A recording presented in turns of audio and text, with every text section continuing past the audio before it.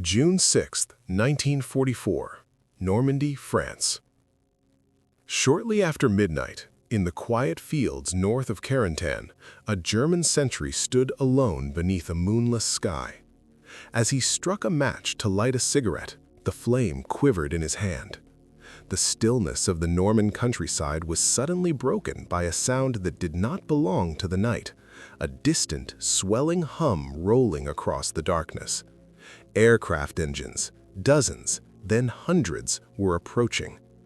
The officer on watch, Oberleutnant Rudolf Fehl, immediately grasped the gravity of what he was hearing. Within moments, he rushed to his field telephone and began turning the handle in alarm. At exactly 0001 hours, his message was logged, making him the first German soldier to formally report the airborne phase of what would become the largest amphibious and airborne assault ever attempted. That single transmission marked the opening moment of a disastrous breakdown in German intelligence, one that allowed tens of thousands of Allied airborne troops to descend deep behind enemy lines. By dawn, more than 13,000 American paratroopers, supported by nearly 4,000 U.S. glider infantry and large numbers of British and Canadian airborne units, would be scattered across Normandy. On paper, the German forces assigned to defend the region appeared formidable. The Cotentin Peninsula was held by the 91st Luftland Infantry Division under Generalleutnant Wilhelm Folly, with roughly 12,000 men. Along the eastern coastline, including the sector later designated Utah Beach, Generalleutnant Karl Wilhelm von Schlieben commanded the 709th Static Infantry Division, numbering over 12,000 soldiers. Covering the area that encompassed Omaha Beach stood the experienced 352nd Infantry Division under Generalleutnant Dietrich Kreis, also fielding approximately 12,000 troops. Adding to this defensive strength was one of Germany's most elite formations, the 6th Fallschirmjäger Regiment. Numbering about 4,500 men and led by Major Friedrich August Freiherr von der Heide, these paratroopers, many barely 17 years old, were among the best-trained soldiers in the Wehrmacht. German leadership had long anticipated the possibility of an Allied airborne landing. Field Marshal Erwin Rommel personally oversaw the construction of vast defensive obstacles across potential landing zones. Known as Rommel's asparagus, more than 1 million wooden poles were driven into fields and meadows throughout Normandy. Standing 4 to 5 meters high and spaced roughly 25 meters apart, they were designed to tear apart gliders and ensnare parachutes. By April 1944, a single corps alone had erected close to 900,000 of these deadly stakes. Yet on this crucial night, Rommel was not present. Confident that poor weather ruled out any invasion attempt, he had traveled to Germany to celebrate his wife Lucy's birthday. At 7 minutes past midnight, the war arrived abruptly for Gefreiter Günther Prienitz of the 13th Company, 6th Fallschirmjäger Regiment. Stationed near Saint-Honorine-du-Fay, he was jolted awake when a ground observer opened fire and shouted warnings into the darkness. Enemy parachutes and gliders were descending. Stumbling from his tent, Prienitz encountered a surreal sight. An American paratrooper dangling helplessly from a large tree, his leg badly broken. The wounded man groaned in English, repeating the words, "Oh, broken leg." Prienitz disarmed him and spoke calmly, later recalling that the injured soldier was likely the first American taken prisoner during the Battle of Normandy. Similar scenes played out across the regiment's positions. Another German paratrooper, Eugen Graser of the 2nd Battalion, later described the Americans as young, powerfully built men, heavily burdened with equipment. Their pockets overflowed with canned rations, chewing gum, chocolate, spare ammunition, photographs of nude women, and even explosive charges, supplies that seemed endless to the German defenders. At approximately 1:30 hours, General der Artillerie Erich Marx, commander of the 84th Corps responsible for the entire invasion sector, finally received a clear and coherent report. Enemy paratroopers were landing in significant numbers between Saint-Mère-Église and Carentan.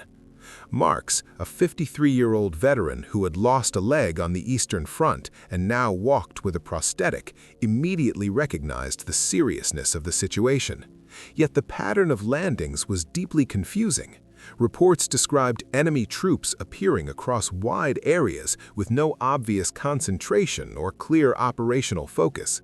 German doctrine, shaped by their own airborne operations, assumed that paratroopers would strike specific, high-value objectives in tightly coordinated actions. What was unfolding instead looked chaotic and unfocused. The Americans seemed to be everywhere at once, yet nowhere decisive. Seeking clarity, Marx ordered a battle group from the 915th Grenadier Regiment to move south of Carentan and investigate the reports. The decision would prove costly. Throughout the night and into the following morning, the unit became mired in narrow Norman lanes, advancing blindly in darkness, repeatedly diverted by exaggerated or false sightings of enemy paratroopers. By the time the true scale of the airborne invasion became undeniable, precious hours had been lost, and the fate of Normandy was already beginning to slip from German hands. By the time dawn approached and reliable reports finally reached German headquarters around 700 hours, the situation had already slipped beyond control. Units on the ground were physically drained, mentally confused, and positioned dozens of meters away from objectives that were rapidly becoming irrelevant. With every passing hour, cohesion at the command level eroded further, compounding the chaos spreading across the Norman countryside. Senior leadership was notably absent at a critical moment. General Friedrich Dollmann, commander of the 7th Army, was not at his operational headquarters, but instead deep in Rennes, overseeing a command exercise with his divisional officers. Ironically, the scenario being rehearsed focused on how to counter a potential Allied landing in Normandy, an invasion that was already unfolding in real time. Even more consequential was a decision made several hours earlier, around 0400. General Wilhelm Falley, upon hearing aircraft overhead while visiting another headquarters, became convinced that something significant was underway. Acting on instinct, he ordered his staff driver to rush him back to his own command post. The vehicle tore through the darkness along rural roads near the Château de Berneville, only to collide with an American patrol from the 82nd Airborne Division. In the sudden encounter, Lieutenant Malcolm D. Brannan of the 508th Parachute Infantry Regiment fired the fatal shots. Falley thus became the first German general killed during the Normandy invasion. Almost immediately afterward, the German communication system began to collapse. Radio links between formations went silent without warning. Carefully buried telephone cables, intended to ensure secure, uninterrupted command, ceased functioning one after another as Allied paratroopers severed lines wherever they found them. Oberleutnant Martin Dietrich, responsible for communications within the 6th Fallschirmjäger Regiment, later recalled the total breakdown. Radios emitted nothing but static, and attempts to re-establish contact failed repeatedly. Only later did it become clear that American forces were aggressively jamming German frequencies. In a last-ditch effort, Dietrich turned to the civilian French telephone network. Unexpectedly, it remained operational, apparently spared by the resistance, who avoided damaging infrastructure belonging to the French state. Electronic warfare had begun even before the first paratroopers landed. Starting at approximately 2300 hours on June 5th, Allied forces systematically disrupted German radar installations along the coast from Cherbourg to Le Havre. At dawn, naval gunfire would destroy the antennas of the primary Luftwaffe radar site at Douvres-la-Delivrande. Meanwhile, powerful transmitters based in England, operating under code names such as Bagpipe and Chatter, flooded the airwaves with interference, rendering German radio traffic nearly unusable. Ordinarily, Germany's military intelligence apparatus might have detected warning signs. However, the Abwehr no longer existed as an effective organization. In February 1944, Adolf Hitler had dissolved it after uncovering its chief, Admiral Wilhelm Canaris, was involved in resistance activities against the Nazi regime. Intelligence responsibilities were transferred to the SS Main Security Office, where ideological loyalty outweighed analytical skill, leaving the Wehrmacht dangerously blind. As daylight spread across the battlefield, one officer began assembling the truth through direct observation rather than broken reports. Major Friedrich von der Heyte, the aristocratic commander of Fallschirmjäger Regiment 6, initiated his own inquiry shortly after first light. A veteran of the costly airborne battles in Crete, he possessed a rare and deep understanding of parachute warfare. Around 0600 hours, he personally questioned American paratroopers in the vicinity of Carentan. What emerged from these interrogations was alarming. This was not a limited raid or commando operation. Entire airborne divisions, the 82nd and 101st, had been deployed. Von der Heyte later described his impressions in his memoirs. He noted that the Pathfinder units stood out immediately. Many had shaved their heads, leaving only a narrow strip of hair down the center, which they called a mohawk. Their faces were streaked with green and brown camouflage paint, giving them a fierce, almost ceremonial appearance. When another German officer, Helmut Trebes, first saw them, he reportedly remarked that the Americans had sent their Indians against Germany. The equipment carried by these soldiers underscored the scale and seriousness of the operation. Each paratrooper bore between 70 and 120 pounds of gear. Unlike their German counterparts, they jumped with both main and reserve parachutes. Their standard weapon was the M1 Garand, a semi-automatic rifle capable of firing 8 rounds in rapid succession, an advantage over the bolt-action Karabiner 98K still issued to most German infantry. The Americans were equipped with multiple flashlights and spare batteries, morphine injectors for immediate medical relief, and rations that included not only sustenance but morale items such as cigarettes, chocolate, and chewing gum. They even carried small metal clickers, crickets, used to identify one another silently in the dark. By the morning of June 6th, it was becoming unmistakably clear. Germany was no longer reacting to a localized disturbance. It was confronting a meticulously planned, technologically sophisticated invasion, one that had already shattered its communications, blinded its sensors, and fractured its command structure before the main landings had even begun. A German infantryman later scoffed at what he believed was an obvious weakness in the American assault. In his view, the notion that U.S. troops relied on small, toy-like devices to communicate in darkness reflected poor judgment rather than innovation. What he failed to grasp was that only a state with immense industrial capacity could afford to distribute such equipment to every individual soldier.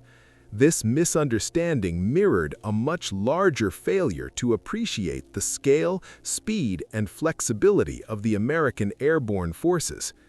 Those qualities became clear during the fight for Steigmaers, a modest town of roughly 2,500 residents. Its importance far outweighed its size. Positioned astride National Route 13, the primary artery connecting Cherbourg to Carentan, the town controlled a key axis that any German counteroffensive would have to use. Holding or losing Steigmaers meant shaping the entire southern flank of the Normandy landings. Defending the town was a fragile and under-strength force.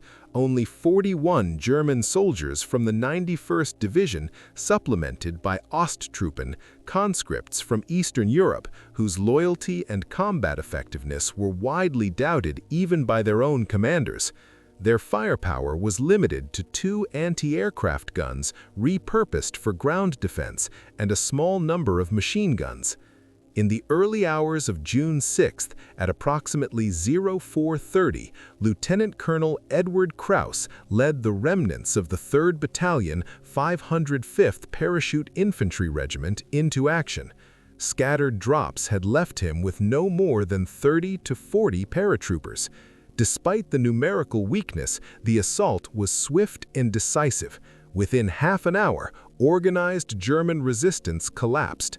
By 0500, the American flag flew from the town hall.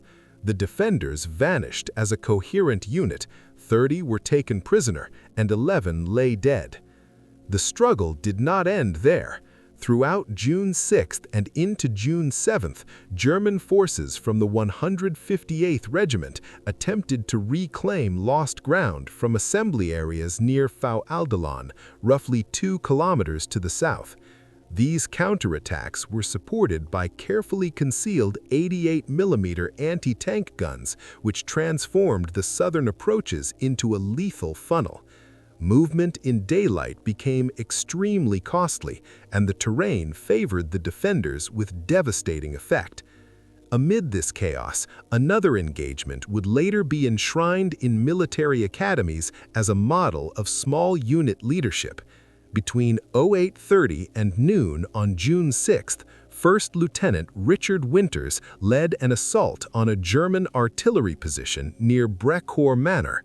The battery consisted of 4 105mm howitzers operated by about 60 men from the 6th Fallschirmjäger Regiment. Elite reinforcements from the regiment's 1st Battalion arrived only to discover that the original garrison had already abandoned its posts. Winters began the attack with just 17 paratroopers, later reinforced to a total of 24. Employing coordinated fire, flanking movements, and relentless momentum, the Americans dismantled the position gun by gun. Beyond eliminating the immediate threat, the victory produced a remarkable intelligence prize, a complete German map portfolio detailing defensive dispositions across the Cotentin Peninsula. The cost, however, was real. 4 Americans were killed and 6 wounded. German losses amounted to 15 dead, 12 injured, and 23 captured.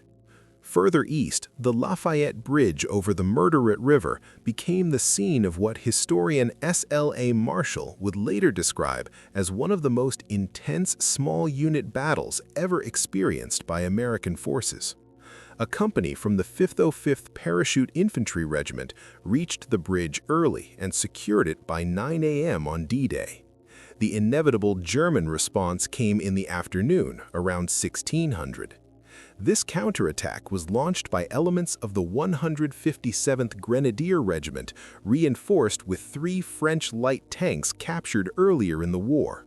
In a grim display of desperation and brutality, the Germans forced captured American paratroopers to march ahead of the tanks as human shields.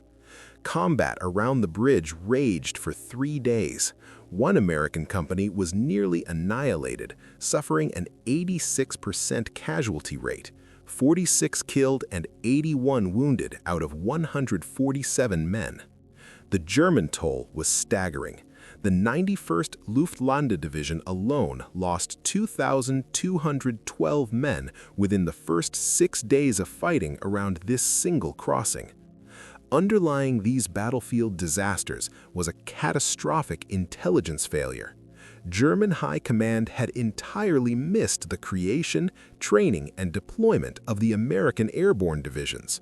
For more than 2 years, the 82nd and 101st Airborne Divisions had conducted large-scale exercises across England. The concentration of 822 C-47 transport aircraft escaped detection. Even the conspicuous black and white invasion stripes painted on Allied aircraft were applied without German awareness. German planners anticipated airborne operations far inland, aimed at deep strategic targets, a belief shaped by their own experiences in Holland and Crete. Their doctrine emphasized deep penetration and decisive blows well behind the front. They never imagined that the Allies would employ airborne troops as heavily armed assault infantry, dropping them only miles from the beaches to seize roads, bridges, and towns critical to the survival of the beachhead. That miscalculation proved fatal. In Normandy, the Americans did not merely land behind enemy lines, they arrived exactly where they were needed most. By the spring of 1944, German commanders were already convinced that an Allied airborne landing was inevitable. In response, the 91st Air Landing Division was redeployed to Normandy in May, specifically tasked with countering parachute operations. To reinforce its capability, the 6th Fallschirmjäger Regiment was attached to the division, bringing with it veterans trained in anti-airborne warfare. Defensive doctrine required that roughly 1/3 of the division's manpower remain permanently deployed in likely drop zones, rotating through day and night alert positions. Yet when the invasion finally began, these preparations proved insufficient. Despite weeks of anticipation, German forces were caught in profound confusion when Allied aircraft filled the skies in the early hours of June 6th. A critical factor in this confusion was Operation Titanic, an Allied deception mission designed to exaggerate the scale and location of airborne landings. During the night, Allied aircraft released approximately 400 decoy paratroopers, simple human-shaped figures made of Hessian cloth, barely 3 feet tall. These dummies were equipped with small explosive charges to destroy themselves after landing and fitted with noise-producing devices that mimicked small arms fire. The deception worked far beyond expectations. German units repeatedly reported firefights in forests and fields where no real soldiers existed. Entire battalions were pulled away from the coastline to investigate phantom landings. Most notably, the 915th Grenadier Regiment abandoned its beach defense role and spent precious hours combing wooded areas for non-existent airborne troops. At higher command levels, the situation deteriorated further. Field Marshal Gerd von Rundstedt, convinced that a major airborne assault was unfolding inland, ordered the 12th SS Panzer Division, Hitlerjugend, one of Germany's most powerful armored formations, to respond to reports near Lisieux. In reality, these landings consisted solely of discarded dummies and empty parachutes. The division, which might have influenced the fighting at Omaha Beach if deployed early, instead wasted the morning of D-Day searching for enemies who were never there. German post-action assessments later acknowledged the scale of the deception. A report dated June 20th stated that in multiple locations, supposed paratroopers were discovered to be fabricated figures carrying small demolition charges. The analysis concluded that the Allied objective had been to fracture German reserves, delaying and dispersing counterattacks at decisive moments, and that this objective had been achieved. As daylight spread across Normandy, German soldiers increasingly recognized how wide the material and technological gap between themselves and the invading forces had become. American airborne troops were equipped with SCR-536 handy-talkie radios, enabling communication at squad level. German infantry, by contrast, still depended largely on messengers, flares, and signal flags to transmit orders. The contrast extended to weaponry. U.S. paratroopers carried the M1 Garand, a semi-automatic rifle with an 8-round clip that allowed rapid, sustained fire. Many German soldiers still relied on bolt-action rifles, whose core designs dated back to the late 19th century. Medical logistics highlighted the disparity even more starkly. Every American soldier carried sulfanilamide powder to prevent infection, along with morphine syrettes for pain management. Combat medics brought portable blood plasma, which could be administered directly on the battlefield. German troops, by comparison, often lacked basic medical supplies that had been standard earlier in the war. Even food told its own story. American rations included canned meat, biscuits, chocolate, cigarettes, and chewing gum, a level of variety and abundance unimaginable to German soldiers surviving on black bread and ersatz coffee. These seemingly small details made a powerful impression. An officer from the 21st Panzer Division, later reflecting on clashes with British airborne troops near key bridges, captured this realization bluntly. He described the German army as a force still dependent on horses while pretending to be mechanized. Observing American paratroopers calmly eating chocolate, smoking freely, and treating wounds with advanced medicine, even while under fire, convinced him that Germany no longer possessed the means to win the war. The German armored response on D-Day further exposed a catastrophic breakdown in command and control. The 21st Panzer Division, the only armored formation positioned close enough to intervene quickly, remained immobilized for hours. Adolf Hitler had insisted on retaining personal authority over all panzer movements, and when the invasion began, he was asleep at his mountain headquarters. His staff, fearful of disturbing him, delayed issuing orders. Permission to advance was not granted until midday. By the time General Major Edgar Feuchtinger received authorization to attack at 16:20, his division was badly fragmented. Many units had been dispatched earlier to investigate false reports of airborne landings, reports created by Allied deception. When the counterattack finally began, it was already too late. Of the 124 tanks committed, more than half were destroyed or disabled before nightfall. Naval gunfire from offshore battleships, relentless fighter-bomber strikes, and airborne infantry armed with bazookas halted the advance. American armored units played only a minor role at this stage, as few had yet landed in strength. Throughout June 6th, German formations fought increasingly isolated battles. Orders from higher headquarters were delayed for hours or failed to arrive at all. At one point, General Marx warned his divisional commanders that Germany's fate depended on their immediate counterattack. Yet without reliable communications, such directives remained largely theoretical. The Wehrmacht's doctrine of Auftragstaktik, mission-based command encouraging initiative, collapsed under these conditions. Junior officers were expected to act independently, but many no longer understood the broader mission.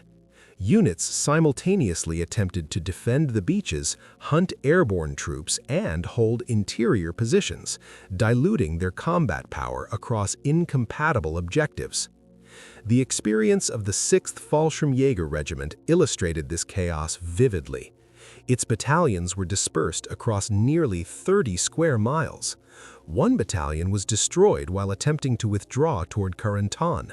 Another was pinned down near Saint-Dumort. The 3rd Battalion vanished entirely.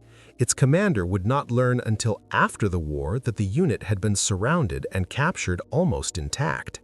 Ironically, what initially appeared to be a flaw in Allied planning, the widely scattered parachute drops, became a decisive advantage. Only about 1 in 6 American airborne units landed near their intended drop zones, with some missing by more than 20 kilometers. Rather than being concentrated and destroyed, paratroopers appeared to be everywhere at once. German intelligence wildly overestimated the scale of the landings, concluding that between 20,000 and 25,000 American paratroopers were operating behind the lines. In reality, the number was just over 13,000. By the time the truth became clear, the window for an effective German response had already closed. In the early hours of D-Day, American paratroopers who had been scattered across Normandy did not attempt to regroup in the traditional sense. Instead, they immediately engaged any German units they encountered, striking with a level of aggression shaped by rigorous preparation and a clear understanding of their situation. Survival depended on success. This relentless pressure gave German officers the impression that they were facing a force far larger than reality. By midday on June 6th, German troops had taken several hundred American paratroopers prisoner. Initial interrogations quickly dispelled any hope that these men were part of a limited raid or diversion. The captives spoke with certainty about a massive invasion already underway, an operation involving not thousands, but millions. This realization alone altered the psychological landscape of the battlefield. Feldwebel Ernst Wagner, assigned to guard American prisoners near Carentan, recorded his observations in a diary. He was struck not only by their morale, but by their confidence, which seemed untouched even by wounds or captivity. Injured Americans received advanced medical care, including plasma transfusions, morphine, and sulfa-based drugs, supplies that had been largely absent from German frontline hospitals for over a year. The contrast was impossible to ignore. On the eastern side of the invasion zone, the British 6th Airborne Division delivered a similarly crippling blow. Using both parachutes and gliders, roughly 8,500 British troops were deployed to secure key crossings over the Orne River and the Caen Canal. These objectives were essential to preventing German counterattacks against the landing beaches. At 1:30 a.m., Major Hans von Luck of the 21st Panzer Division received reports of airborne landings. Despite recognizing the threat, he was unable to launch a counteroffensive for nearly 8 hours due to the rigid German command structure. By the time authorization arrived, the opportunity had vanished. British forces had fortified their positions, and naval artillery was now available to support them. The assault on Pegasus Bridge became one of the most precise airborne operations of the war. 6 Horsa gliders touched down within mere yards of their targets, an extraordinary navigation and piloting. The troops they carried overwhelmed the defenders and secured the bridge in less than 10 minutes. German soldiers stationed far behind what they believed to be the front line were caught completely off guard, unable to react effectively. In post-war assessments, German officers offered blunt evaluations. One such analysis, written by Major Heinz von der Heide, praised the quality of the American paratroopers without reservation. He described them as exceptionally trained, well-equipped, and tactically adaptable. In particular, he singled out the U.S. 101st Airborne Division, and especially the 506th Parachute Infantry Regiment, as superior even among American airborne units. German paratroopers themselves noted a fundamental difference in doctrine. They were trained to execute detailed, predetermined plans. When those plans collapsed, as they often did during the chaos of airborne combat, initiative suffered. American paratroopers, by contrast, thrived in disorder. Small, improvised groups formed naturally, identified nearby objectives, and attacked without waiting for orders. Flexibility became their greatest weapon. The scale of the operation underscores its significance. On D-Day, 822 American C-47 transport aircraft delivered 13,348 paratroopers, along with 3,937 glider infantry. British and Canadian forces contributed an additional 8,500 airborne troops. In total, Allied airborne strength reached approximately 25,785 men. The losses inflicted on German units were severe. The 91st Luftlandedivision Division suffered around 8,000 casualties out of 12,000 men, a loss rate of roughly 67%. The 6th Fallschirmjäger Regiment lost approximately 3,000 of its 4,500 troops, an equally devastating percentage. Across multiple formations, German casualties directly linked to airborne operations totaled an estimated 16,000 within the first week. These losses were strategically irreversible. Germany no longer possessed the training capacity or transport aircraft necessary to rebuild elite airborne formations. Allied losses, though significant, 2,499 American casualties on D-Day alone, could be replaced within weeks due to superior logistics and manpower reserves. From a purely tactical perspective, the airborne landings appeared flawed. Drop zones were missed, units were scattered, casualties were high, and several objectives were delayed or never fully achieved. Yet, at the strategic level, the operation was a decisive success. German defenses along the beaches were disrupted, command structures were confused, and critical decision-making was paralyzed during the invasion's most vulnerable phase. In the end, the airborne forces did not need perfect execution. Their presence alone shattered German cohesion and ensured that during the crucial first 48 hours of the Normandy invasion, effective resistance never fully materialized. General Heinrich Ebbach, who would later command Panzer Group West, reflected on the Allied airborne operations during D-Day, emphasizing their strategic significance rather than immediate tactical success. He noted that while numerous objectives were not secured right away, the airborne assaults disrupted German defensive strategies in ways that proved critical. German intelligence had completely failed to anticipate the scale and specifics of the invasion, overlooking the formation of American airborne divisions, the meticulous 2-year training regimen of their troops, the coordination of transport aircraft, and even the painting of distinctive invasion stripes on the planes. Moreover, the deception campaign known as Operation Fortitude achieved remarkable results, convincing the German 15th Army, approximately 150,000 men, to remain stationed in Pas-de-Calais well into late July, preparing for an assault that would never materialize. Colonel Alexis von Ruruwa, serving with the German Foreign Army in the West, provided accurate analyses prior to D-Day, yet Hitler and his senior commanders dismissed these assessments, favoring preconceived notions over reality. The repercussions of this misjudgment extended far beyond Normandy.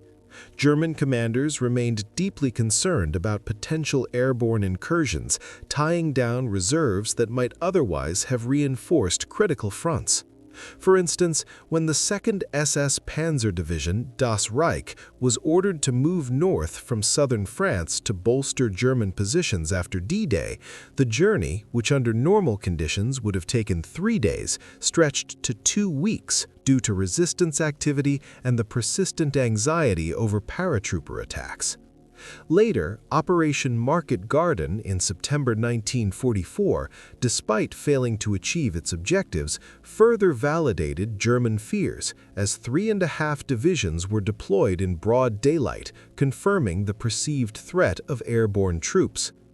This heightened caution, instilled by the Normandy landings, ultimately facilitated the rapid Allied advance across France in the months that followed. The airborne operations also represented a profound shift in military practice, the democratization of what had traditionally been elite combat capability.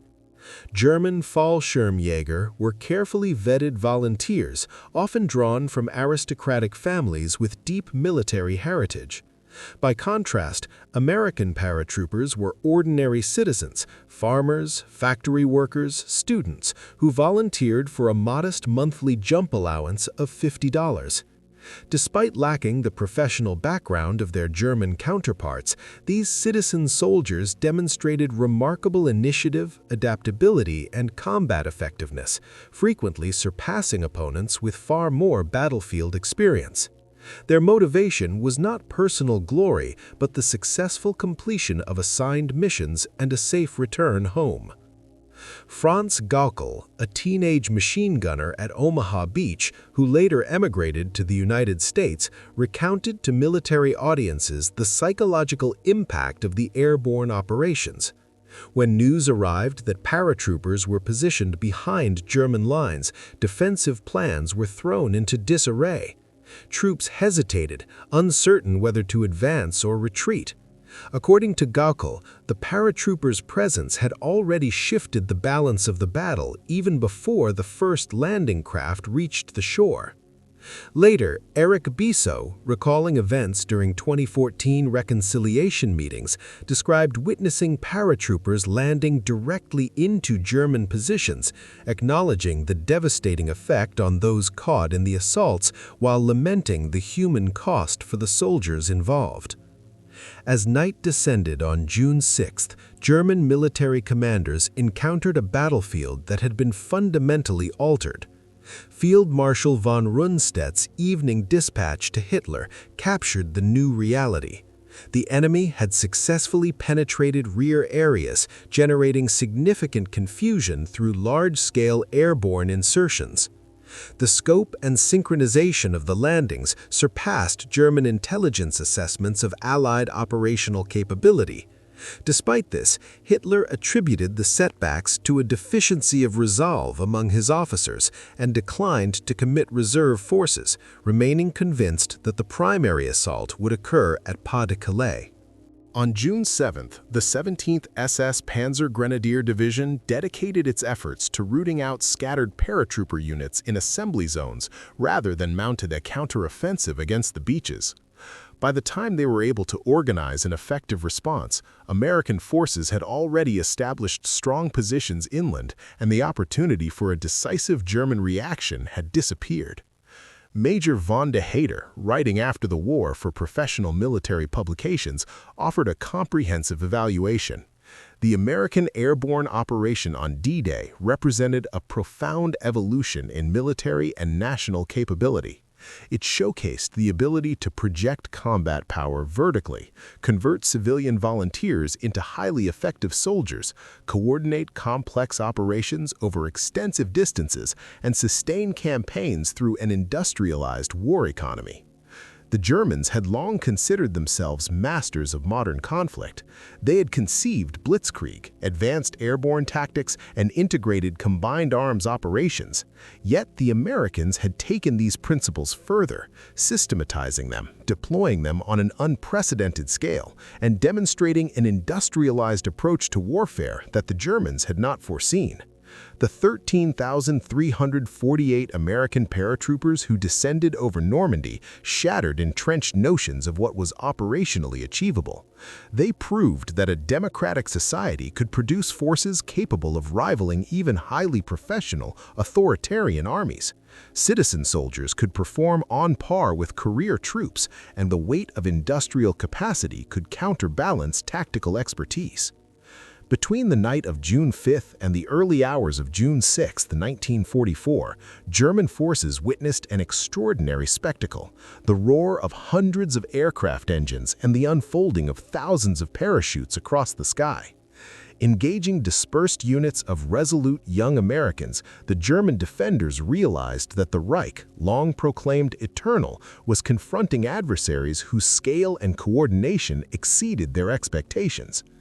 The airborne envelopment of Normandy revealed a transformation in warfare, an approach enabled by the industrial might of democratic nations, one that authoritarian regimes were ill-equipped to counter.